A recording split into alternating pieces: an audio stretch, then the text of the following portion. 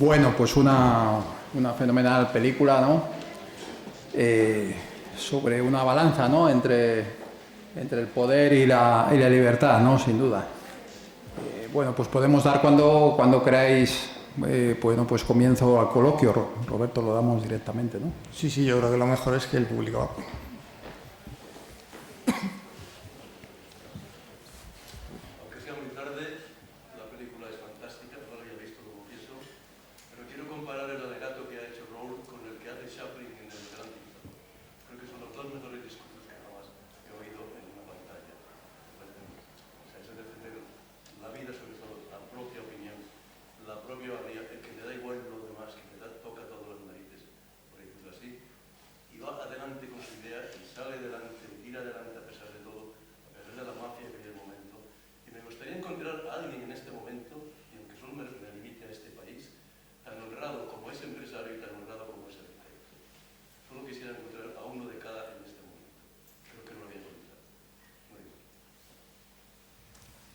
Bueno, estoy de acuerdo en que no lo va a encontrar. Completamente. Ese es el origen de buena parte de nuestros males, ¿no? Que no hay personas íntegras como el arquetipo que nos presenta Ayn Rand en esta película, ¿no? Perdona, pero que es algo más, además de íntegro... Pero no le oigo. Quiere decir que sí, que realmente es un hombre íntegro, pero que es algo más que íntegro. Sí. Quiero decir, sale, ¿no?, del juicio absolutamente como no culpable después de una destrucción. Quiero decir que es muy maniqueo, como ha dicho al principio, lo de los arquetipos, ¿no? Entonces creo que no es un personaje perfecto, que tiene muchos grises, ¿no? Que tiene un comportamiento, yo creo que hay cosas que se pueden discutir y que no sé si es, afortunadamente no existe gente como esa, quiero decir, bueno, que creo que no es un personaje perfecto, creo que hay cuestiones de poca empatía, poca solidaridad, o sea, entre que el grupo mande y que el grupo no importe nada y que importe solo yo creo que hay unos, ¿no?, que hay matices que se pueden aportar desde la percepción de este ciudadano. Sí, yo también lo creo. O sea, que no todo es blanco y negro y que evidentemente hay grises, ¿no? Pero en relación a lo que dice, la cuestión es esos puntos, digamos, oscuros del personaje que tienen que ver con la destrucción de la obra, etcétera. La cuestión es que él se ve forzado a actuar así por la situación en la que le ponen. Es decir, él no pedía más que llevar a cabo su obra con la única condición de hacerla como él quería, ¿no? O sea, es una situación, él ab initio, ¿no? No quería destruir la obra, ¿no? Es algo a lo que se ve obligado para ser coherente con sus principios, ¿no? Entonces, nuevamente eso va al mensaje de que son los demás, los colectivistas que coartan coactivamente su libertad, los que le ponen en esa tesitura, ¿no? Luego hay un jurado o una sociedad o una ley intermedia que puede, pues, sopesar en la balanza, que no es la perfección ni las maldades de los colectivistas manipulando, ni la bondad maravillosa del que destruye porque mi obra no ha sido respetada. Que podría haber, pues eso, un juego intermedio entre las dos posiciones extremas, que podría haber sido, pues yo qué sé, pues no sé si el juicio, el jurado, ¿no? Quiero decir que, en fin, creo que es muy chula la película, es tremendamente chula porque tiene mucha enjundia, mucho que decir, Sí, estamos de acuerdo en eso, de que ya lo dije al comienzo, ¿no?, que lo que presenta es arquetipos porque lo que a ella le interesa es que nos quedemos con la esencia de su filosofía, ¿no?, del ego ante todo, porque, bueno, quiero decir, normalmente se asocia el individualismo al oportunismo, ¿no?, y el colectivismo al bien común. Claro, y ese es el error que yo creo que Rand trata de de subrayar, ¿no? Es decir, en realidad hay más benefactores, ¿no? Más promotores del bien común entre los individualistas que entre los colectivistas, ¿no? Yo creo que ese es el punto clave. Por supuesto que la película no es plana, tiene muchas aristas, habría muchísimos temas que comentar, pero yo quería dar la idea general del bien hacer de una persona frente a una colectividad que te quiere arruinar, que te quiere destruir, que te quiere machacar. Pero hay otra cosa que quiero apuntar. Aparece muy levemente, y creo que en 2 o 3 ocasiones nada más, ya en los años 40 se está hablando de la destrucción de la Tierra. Aparece 2 o 3 veces nada más y como muy de pasada, pero ahí está ya, los años 40. No hay que esperar a los 80, hemos de estar esperando hasta ahora. Sí, bien. ¿Cuál sería la pregunta? Muy bien. Más que, José Luis, más que el planeta va a seguir, ¿no? Lo que no vamos a seguir somos nosotros, ¿vale? Entonces eso creo que es algo clave, ¿no? Porque muchas veces decimos nos cargamos el planeta, nos cargamos la Tierra, ¿no? Lo que nos cargamos es a la especie humana. Lo que pasa es que será un planeta muy diferente, quizás no tan habitable. Y yo creo que nos entendemos, ¿verdad? Muy bien, gracias por las aportaciones. Venga, más alguna pregunta. ¿Está bien reflejada el libro en la película? Sí, el guión es de la propia Ayn Rand. La novela es una novela muy larga, es una novela de 800 páginas, ¿vale? Tiene 4 capítulos, básicamente, en el que se titula cada capítulo como uno de los personajes, de los 4 personajes principales que hemos visto, ¿vale?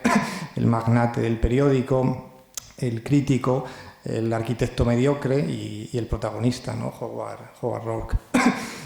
Dicen que, como es una novela filosófica, han visto que todos los diálogos son muy filosóficos, pues dicen que Ayn Rand se quedó con las ganas de que el discurso del juicio fuera bastante más largo, porque en la novela es mucho más largo, ¿no? Pero por razones comerciales, pues tuvo que transigir con acortar un poco el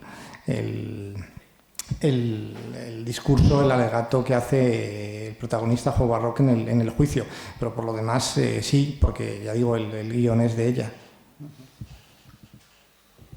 Arantxa. Yo considero, la verdad, creo que es una película que, aunque ya tiene años, te invita a reflexionar y queda muy acorde a la época, porque pues ambas opiniones son válidas. Creo que la línea entre la libertad y el respeto puede ser a lo mejor muy, muy fina, pero bueno, en lo personal lo que considero también que hay que pues tener muy en cuenta que el mundo va a seguir y nosotros, la individualidad, también hay que pues pelear por ella, porque al final del día nosotros somos nuestras ideas, nuestros principios, nuestras convicciones. Si bien no hay como una receta para el éxito, pero yo creo que es parte de, y en un mundo tan globalizado, tan piensa como la masa, no critiques, no reflexiones, pues al final del día quedamos a la manipulación del discurso popular, que pues, puede ser no el mejor para todos, ¿no? Entonces, bueno, queda mucho con redes sociales, queda con muchos temas de hoy en día que nos van a llevar a, pues vemos que hay tantas crisis de ansiedad, de identidad, de personalidad, y creo que es por eso, ¿no? Porque nos hemos olvidado y en el dar, lo bueno es que estamos regresando a los inicios de tú como persona. Primero tienes que estar bien y parte de eso yo considero que es ser fiel a tus principios. Claro, donde no va a acabar tu libertad, donde empieza el respeto hacia los otros. Pero aquí, pues desde mi punto de vista, pues él no recibió ningún pago y él desde el principio dio sus condiciones y lo aceptaron. Y al final del día también es el respeto al trabajo de los demás, ¿no? O a la libertad de los demás. Yo siento que pues deberíamos ir en esa línea. Sí. Dice Albert Camus, el premio Nobel de Literatura francés, en La caída, Le Chute, libro que si no han leído les recomiendo encarecidamente. Hay una frase en la que dice: el hombre tiene 2 caras, no puede amar sin amarse.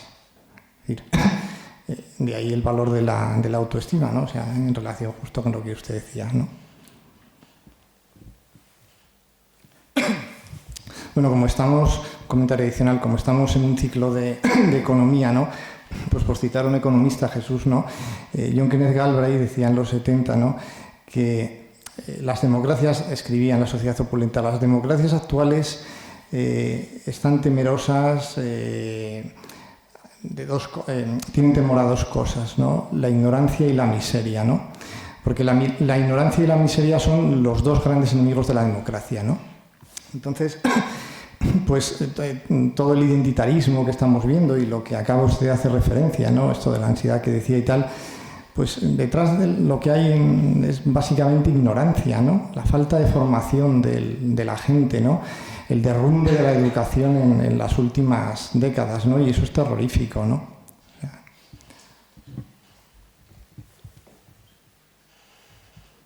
Por allí, Juan. Sí. En esta película y en la de ayer vimos que se exalta la opinión pública como la verdad absoluta. Y olvidamos que millones de moscas no pueden equivocarse si van a la mierda. El problema es cómo adiestrar a la plebe para que deje de ser plebe, a la gente, al colectivo. Discretamente se le llama el colectivo, pero tal como estaban ahí, no hacían más que escraches y se dejaban llevar como si fueran tontos. Hay que llevar inteligencia a la gente, efectivamente, hay que llevar capacidad de discernimiento. Y ese creo que es el gran problema que tenemos, y más en una universidad. Cómo enseñar a la gente a pensar. Yo no sé si pueda tomar sus Pues decisiones. Es que no sé servir porque es que no le veo salir. No sé con qué estamos haciendo ni a dónde podemos llegar. Claro, es que el problema es que si no se ponen las bases desde pequeños, pues luego ya es tarde, ¿no? O sea, yo a mis alumnos pues les puedo recomendar bibliografía, pero es ya bastante tarde. Cuando tienes 18 años, si antes no ha habido, pues eso, un pozo antes de lecturas, de reflexiones, de conversaciones. Entonces ese es el problema. No se fomenta la reflexión, no se fomenta la conversación, que es lo que hay que fomentar a edades tempranas, ¿no? Y las buenas lecturas, ¿no? Que es lo que te hacen pensar, ¿no? Y desarrollar tus propias ideas, ¿no?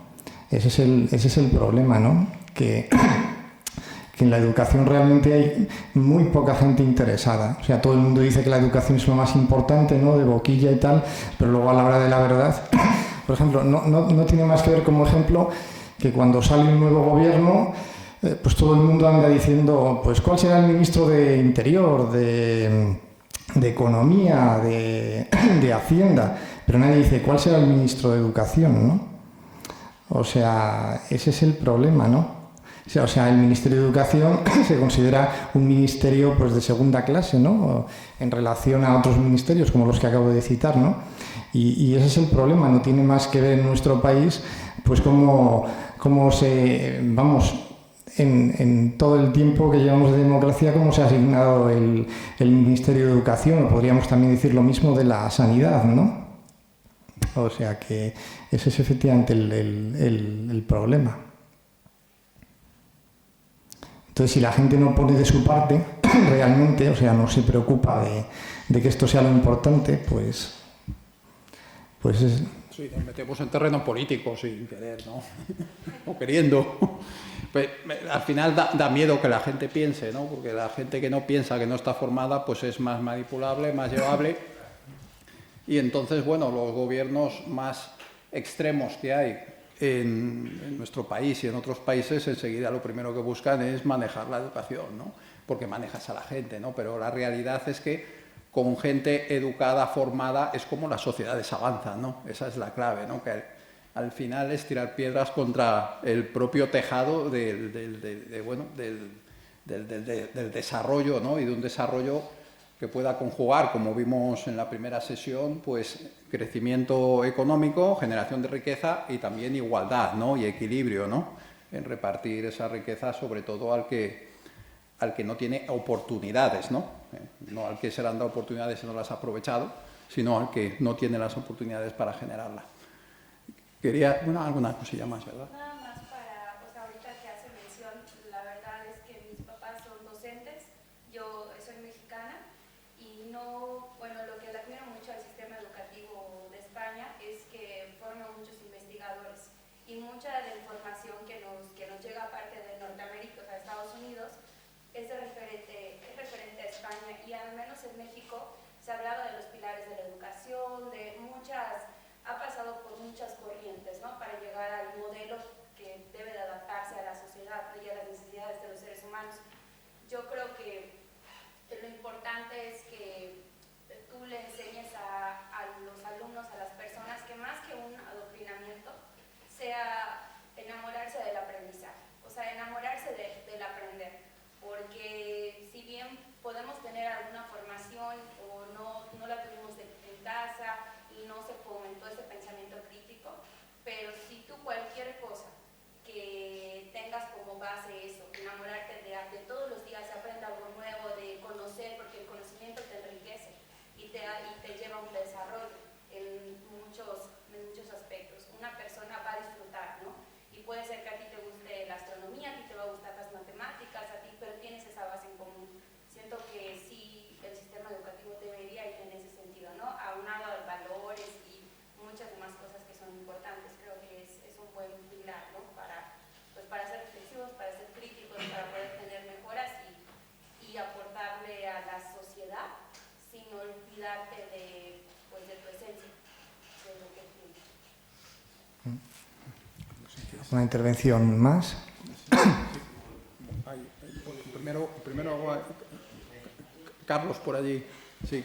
Añadir un poquito del tema de educación y meter una parte de dos cosas. El derecho que tiene el creador, el autor, a su propio pensamiento y otra cosa. Ya como pregunta quizá, una persona que tiene unas ideas, digamos, vamos a salir un poquito, un emprendedor que tiene una idea y quiere poner en el mercado, tiene muchos problemas porque es algo nuevo que no se entiende, pero tú puedes preguntarte, ¿solamente se tiene que enfrentar un emprendedor a la sociedad al vender una cosa nueva o tú lo ves de otra forma diferente? No he entendido bien la pregunta, Carlos. Una persona, un emprendedor, tiene un nuevo producto, tiene que vender en el mercado, que no es conocido, que tiene que intentar vender algo que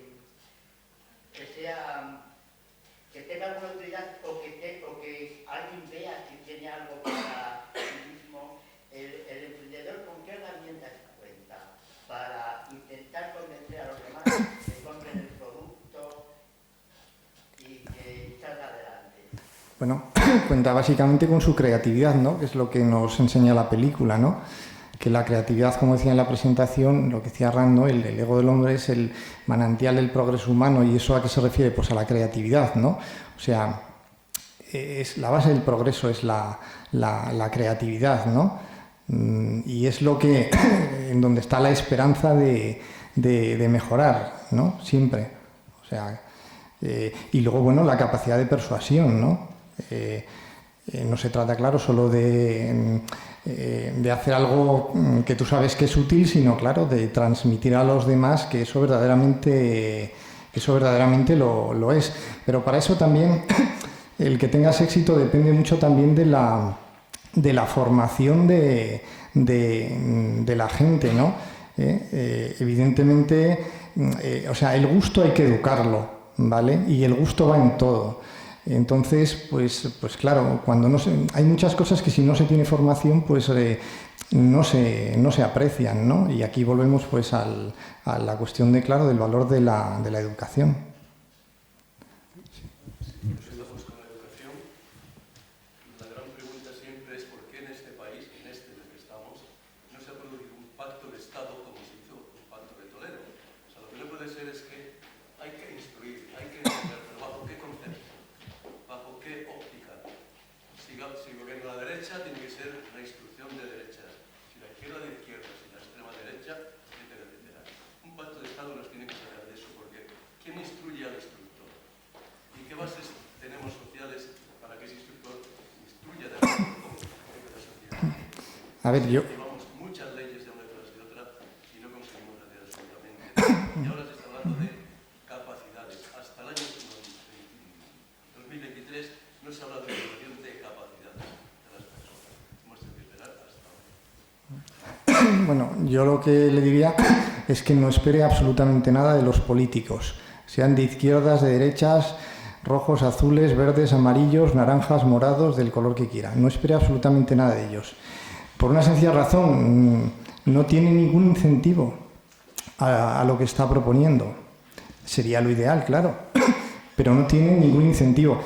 Y ya digo, me da igual izquierdas que derechas, porque ambos ha habido en España gobiernos, y no una vez, sino varias veces, ¿no? Ha habido varias mayorías absolutas, tanto ha tenido mayoría absoluta el Partido Socialista, ha tenido mayoría absoluta el Partido Popular, y ninguno de los dos ha hecho nada por la educación, realmente, ¿no? Esta semana se acaba de aprobar la nueva ley de universidades, no sé si lo sabe. La anterior era de 2001, que ya solo eso da que pensar. Y la nueva ley es un desastre absoluto, ¿vale? Bueno, ¿sabe la calle, digamos, que se ha aprobado la nueva ley de universidades? Sí, pero ¿qué conocimiento tiene de por qué estoy diciendo que es un desastre, etcétera, ¿no? De por qué es una oportunidad perdida y tal? Pues lo dudo mucho, ¿no? Y bueno, los políticos, pues ya digo, es que no tienen ningún incentivo. O sea, precisamente otra de las enseñanzas de Rando de la película es que tenemos que hacerlo por nosotros mismos. Es decir, si queremos que las cosas salgan adelante, tenemos que ponernos como Howard Roark, nosotros al frente. O sea, tener la iniciativa. No esperar a que vengan un partido político, etcétera, nadie a sacarnos las castañas del fuego, a solucionárnoslo. Es decir, si tú quieres formarte, tienes que empezar por ti mismo. O sea, por poner de tu parte, por buscar a ver quién te puede enseñar, etcétera. O sea, no esperes a que otro venga, a que un político desde luego venga a ayudarte, porque no va a suceder. Además, los políticos, por regla general, la inmensa mayoría de ellos son todos muy ignorantes, ¿no? O sea, son gente...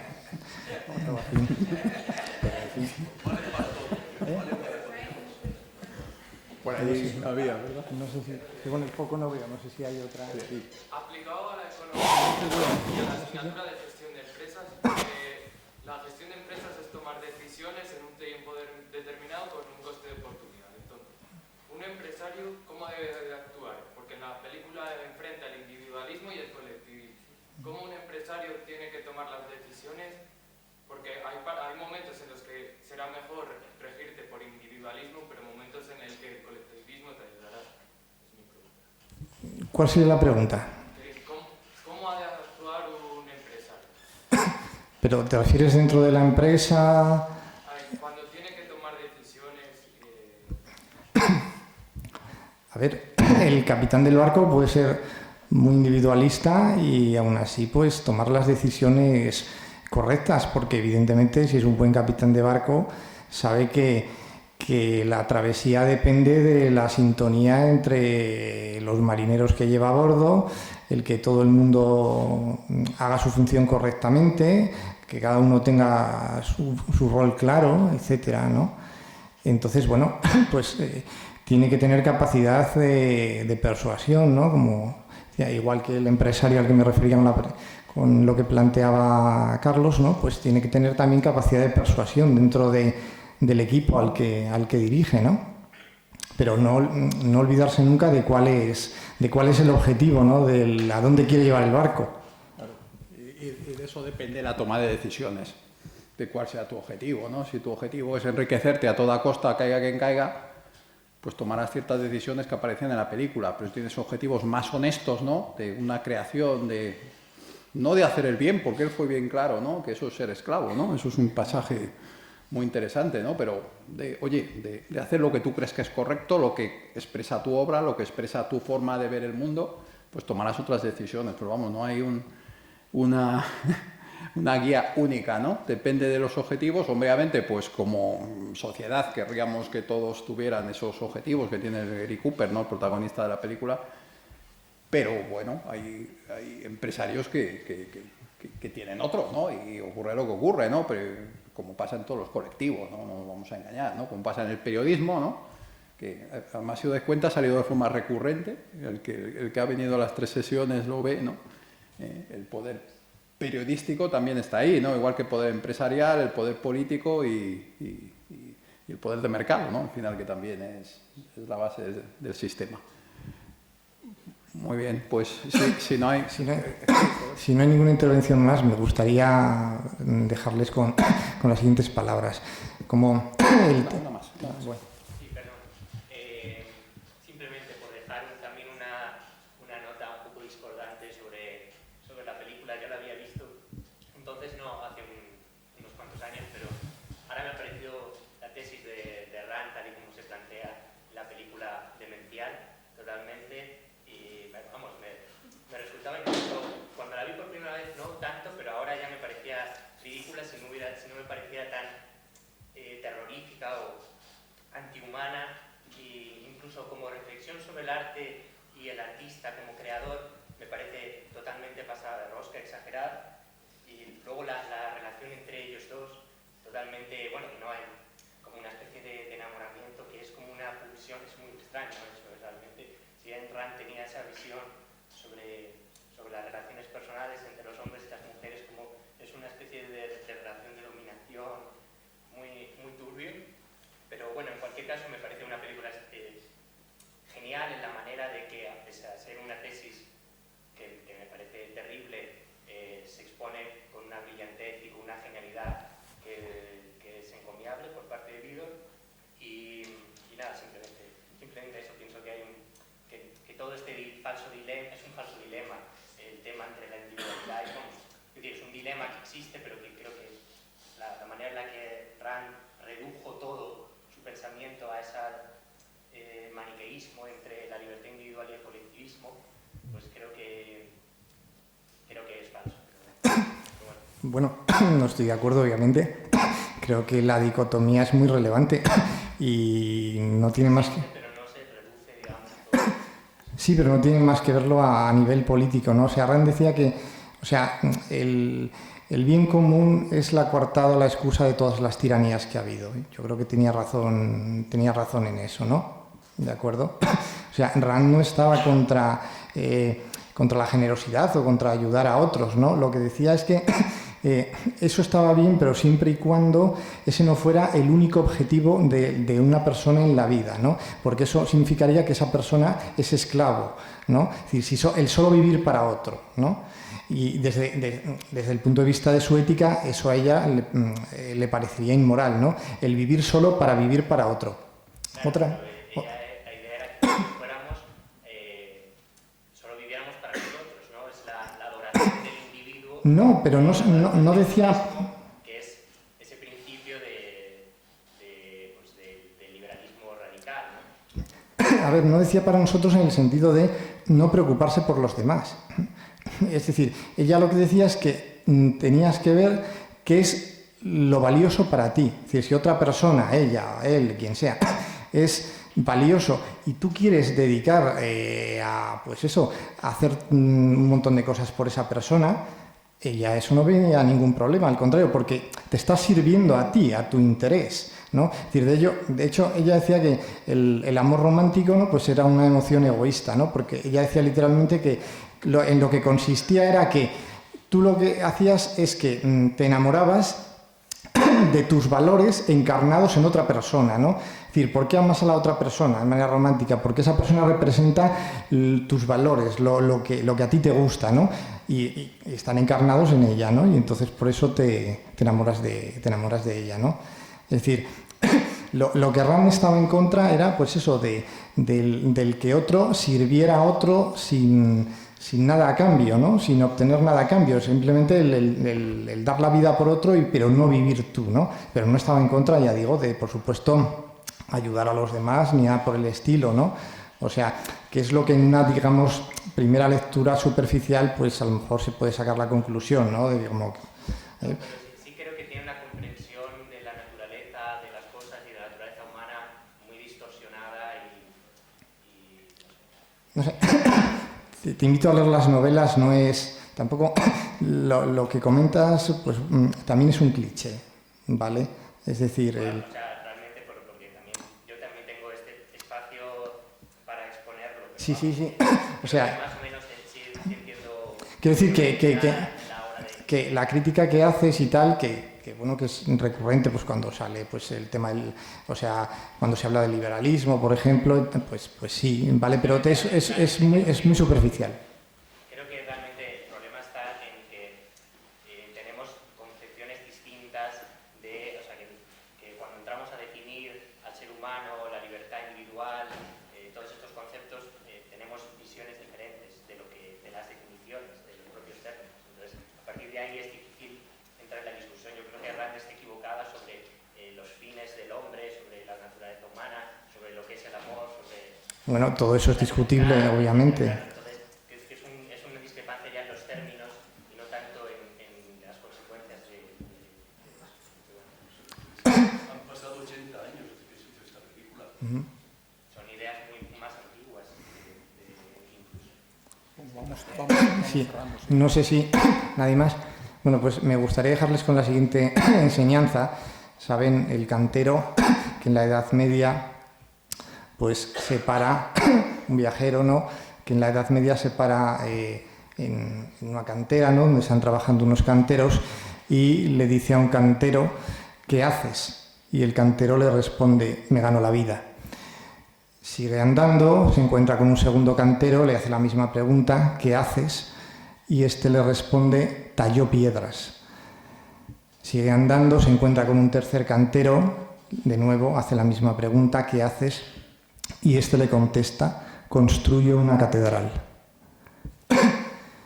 Fíjense, doy clases, me gano la vida, doy clases, me preocupo por la formación de mis alumnos.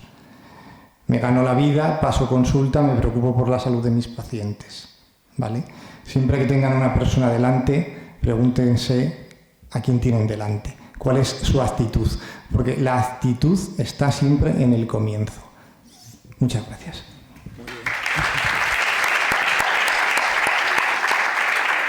Bueno, pues gracias a todos por haber venido. Con esto ya cerramos la muestra y nada, pues hasta el año que viene.